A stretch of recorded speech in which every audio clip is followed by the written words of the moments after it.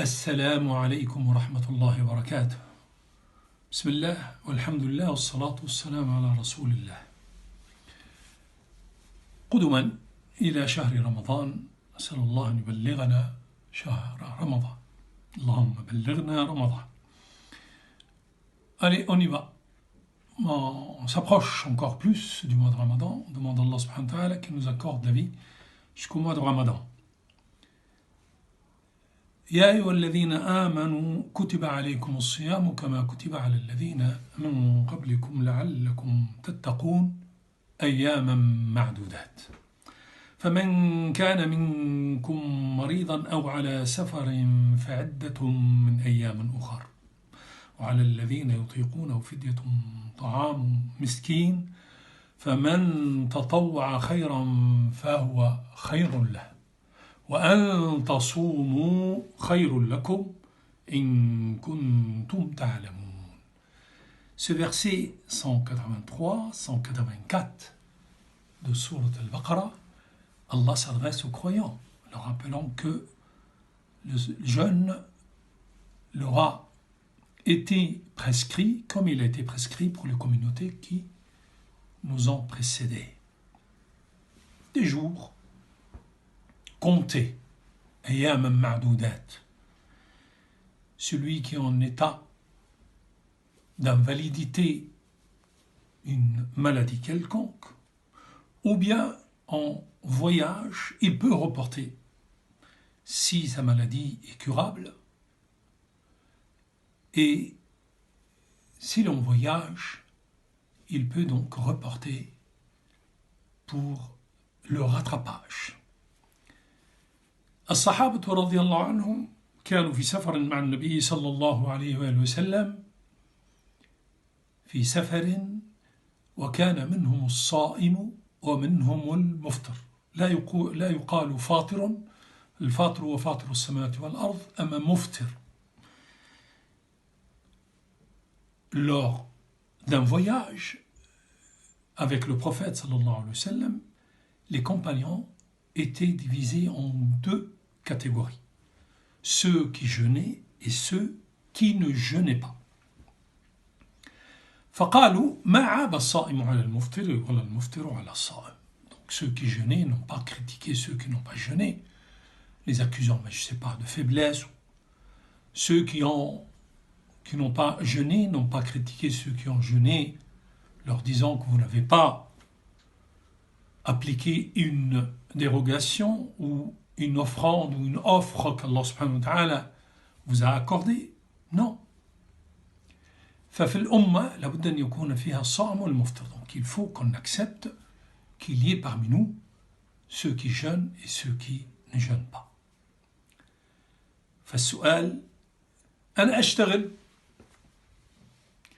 وأشتغل في النقل وليس لي إلا 3 أيام أو يومان فقط راحة، فكيف أفعل مع العمل ومع الصيام؟ La question, je suis transporteur, je suis routier et je n'ai que 2 jours ou 3 jours par semaine de repos. Que puis-je faire pendant le mois de Ramadan?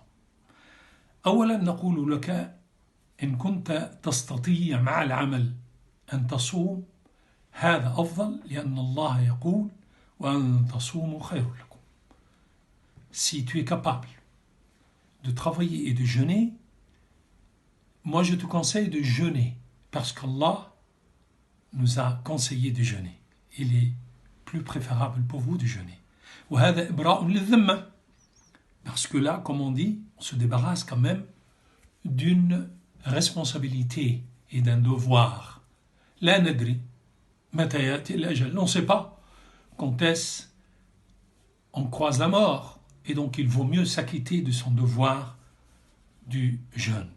وإذا كان يشق عليك الصيام في هذا العمل والسفر، نعم يجوز لك أن تفطر.